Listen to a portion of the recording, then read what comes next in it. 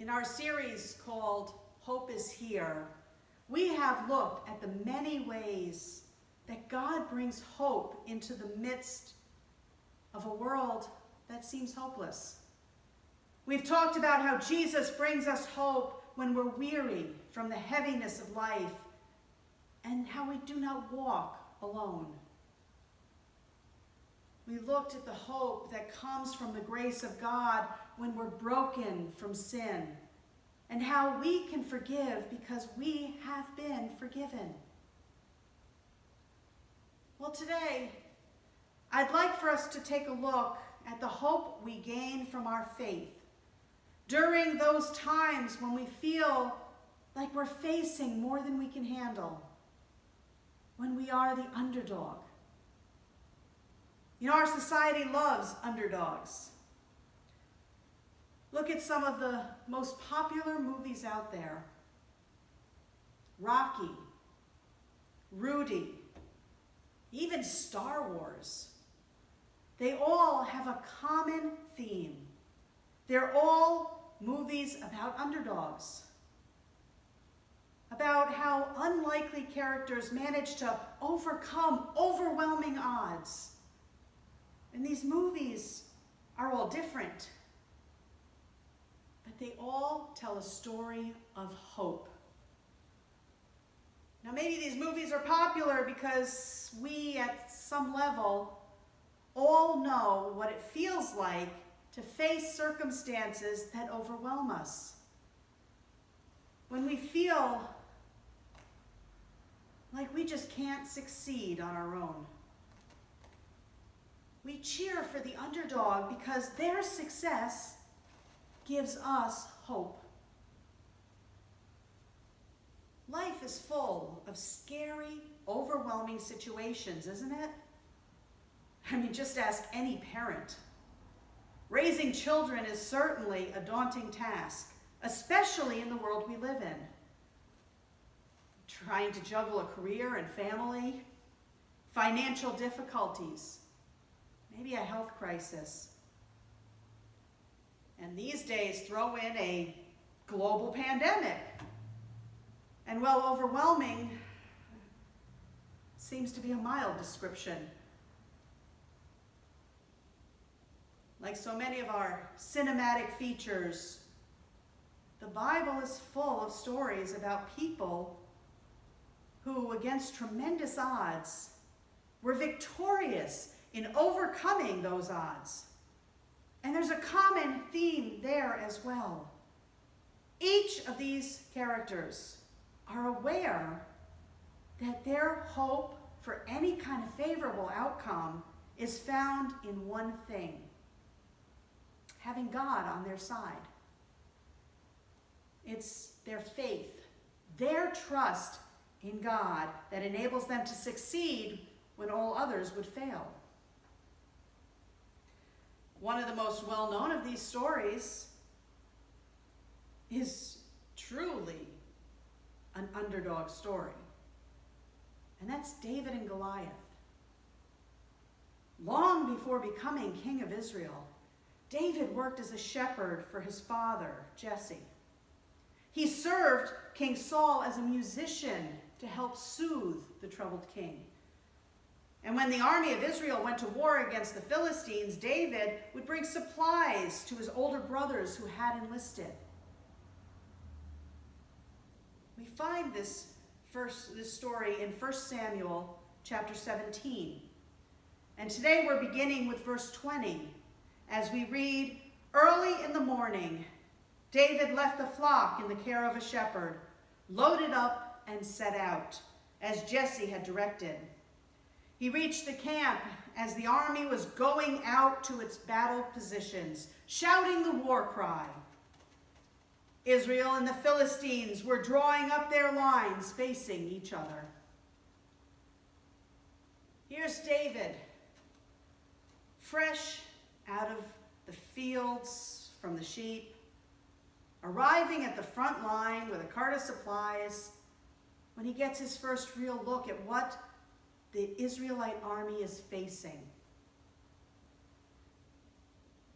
As he was talking with them, Goliath, the Philistine champion from Gath, stepped out from his lines and shouted his usual defiance. And David heard it. Whenever the Israelites saw the man, they all fled from him in great fear. Now the Israelites had been saying, "Do you see how this man keeps coming out? He comes out to defy Israel. The king will give great wealth to the man who kills him. He will also give him his daughter in marriage and will exempt his family from taxes in Israel." David asked the men standing near him, "What will be done for the man who kills this Philistine and removes this disgrace from Israel?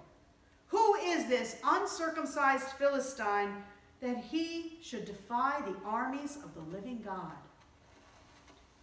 David's standing there questioning the soldiers around him, and we need to remember that David's a teenager at this time. He's barely a man. And it's pretty clear from these verses that he's wandered into a dangerous situation that's quite literally above his pay grade. He's no warrior. He didn't come prepared to fight. But David is floored by how no one has accepted Goliath's challenge. And that's because David has hope and confidence. David goes directly to the king. David said to Saul, "Let no one lose heart on account of this Philistine. Your servant will go and fight him." Saul replied, "You're not able to go out against this Philistine and fight him. You are only a young man, and he has been a warrior from his youth." But David said to Saul, "Your servant has been keeping his father's sheep. When a lion or a bear came and carried off a sheep from the flock, I went after it, struck it, and rescued the sheep from its mouth. When it turned on me, I seized it by its hair, struck it, and killed it. Your servant has killed both the lion and the bear. This uncircumcised Philistine will be like one of them, because he has defied the armies of the living God. The Lord who rescued me from the paw of the lion and the paw of the bear will rescue me from the hand of this Philistine." Saul said to David, "Go, and the Lord be with you." Can you just hear David's determination? Even though he is quite young, he knows that someone has to stand up to this threat. This massive warrior named Goliath. Goliath has managed to strike fear into the hearts of the entire Israelite army, and it seems that they are truly paralyzed with fear. No one was willing to take on this giant, this great warrior. But someone has to do something, and David is willing to be the one to do it. Why? Well, can you also sense Saul's desperation? He is king. He's already offered great wealth, his daughter's hand in marriage, and even tax exemption to whoever will step forward and defeat the Philistine warrior. And yet when this young boy, this underdog, who exuding confidence because he's taken on some wild animals, is the one to step forward, he agrees. What could possibly account for that? Well, the answer is clear in both cases, and that is hope. David was willing to do this because he had hope. Hope that comes from his faith that he would not be fighting this battle alone. Hope that with God's help, there was nothing that would be impossible. Even a young boy facing a giant of a warrior. Hope that what little he has to offer would be enough. David's reasoning for this hope comes from God's faithfulness in the past, when God was with him and protected him from the predators that tried to prey on his flock. Surely the Lord would protect him now as well if he just took that step of faith. Well, it was also hope for Saul. Because Saul saw something in David. He saw that hope, that tremendous faith David had. And that had him agreeing to this crazy plan. I mean, when we find ourselves in a time of struggle, when fear threatens to paralyze us, when we just can't see a road to victory, we have to remind ourselves of how God has been with us in the past. Hope comes through trust. I mean, have you ever watched a parent just toss a toddler up in the air and then catch them?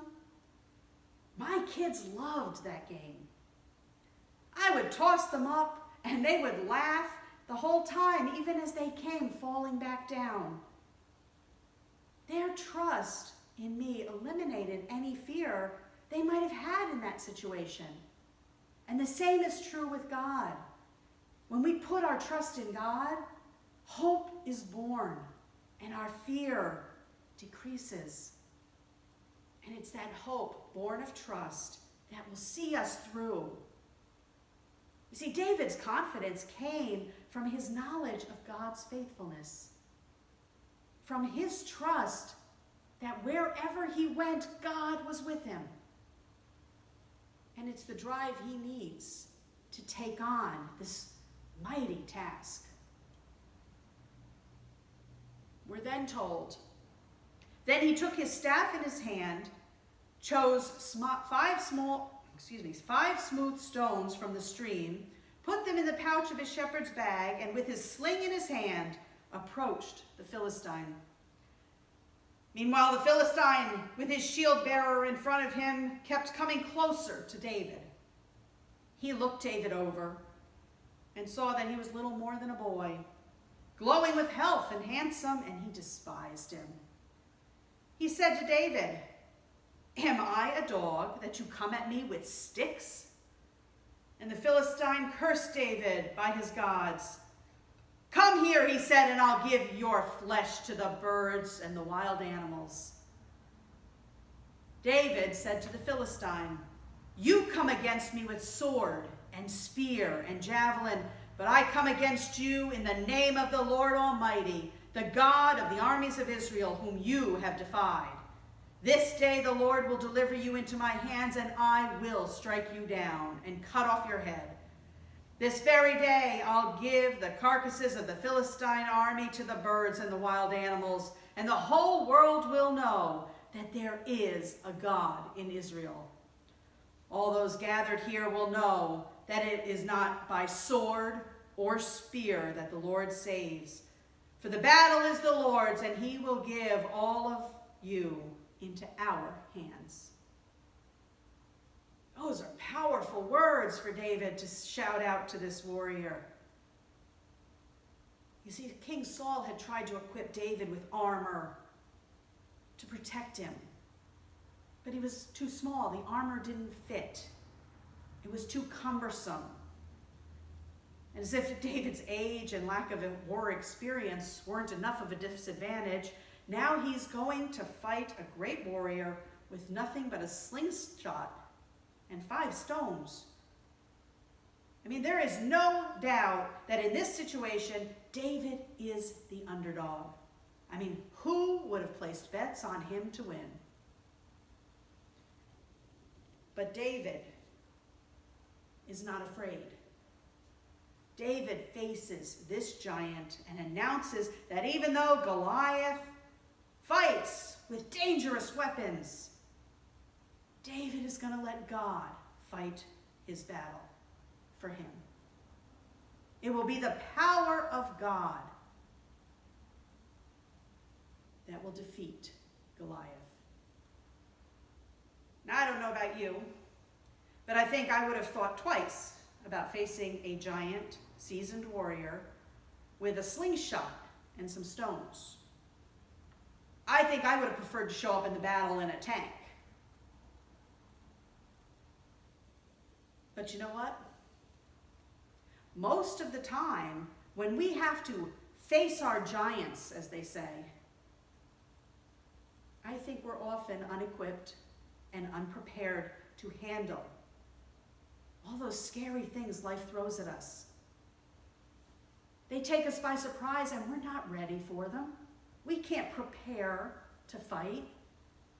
I mean, it could be a phone call with a devastating diagnosis, or the discovery of an infidelity, the loss of a job. It might be a temptation that we just didn't see coming. I mean, no one asks to be placed in a position where the odds seem to be stacked against them, where it looks like there's no clear route to victory. And yet this is where we so often find ourselves. You might be finding yourself there today. And when we find ourselves in a bad place, in a rough situation, we definitely need hope. The hope that David has shown us. The hope that comes from putting all of our trust in God. It's only when we realize that we're not alone in the battles we face, that we have someone standing with us to see us through. That's when hope grows and we can successfully fight our way through it all. No matter what we face, we need to trust that God is with us. God is fighting for us because God loves us. I mean, let's face it. Our battles are not won with a slingshot or even a tank. For as Paul writes in Ephesians 6, verse 12, "For our struggle is not against flesh and blood, but against the rulers, against the authorities, against the powers of this dark world, and against the spiritual forces of evil in the heavenly realms." I mean, Paul reminds his readers that we can't overcome our struggles by purely physical means. It takes a spiritual approach. We fight our battles by submitting to the will of God. We fight our most difficult circumstances by bringing them to God in prayer. We fight the evil that we face by inviting God to intervene on our behalf, by putting our trust in the Lord Almighty, trusting that He will see us through. I mean, think about it this way. David calls upon the power of God as he engages Goliath on the battlefield. And with one single stone, with one precise throw, combined with that power of God, David's shot flies straight and true and connects with Goliath's forehead. The giant falls to the ground and is defeated. This single victory turns the tide of the entire war, and the Philistines run, and the Israelite army pursues. We are told David ran and stood over him. He took hold of the Philistine's sword and drew it from its sheath. After he killed him, he cut off his head with the sword. When the Philistines saw that their hero was dead, they turned and ran. Then the men of Israel and Judah surged forward with a shout and pursued the Philistines. Suddenly, the Israelite army that had been paralyzed by fear is emboldened by a teenage boy and his slingshot. It was because of David's bravery, hope, and complete trust in God. They too were given hope. You see, David's trust and hope in God spread like wildfire. And the whole tenor of the situation changed. It's no longer rife with fear and defeat.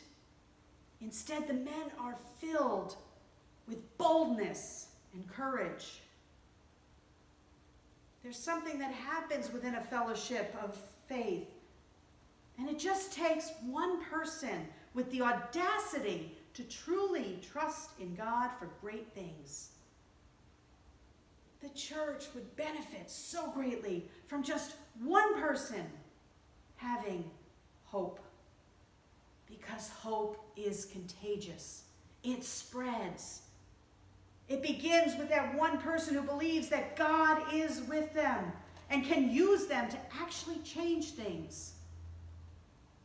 And then it's like a spark that ignites a whole congregation in hope. That person could be you.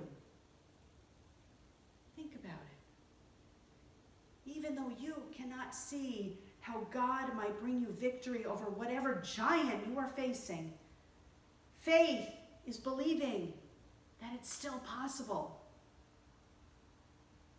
Faith means not giving up hope. When the whole church begins to function in this way, stepping onto the battlefield with their trust and hope firmly in the Lord, that is when the world will begin to change. Amen.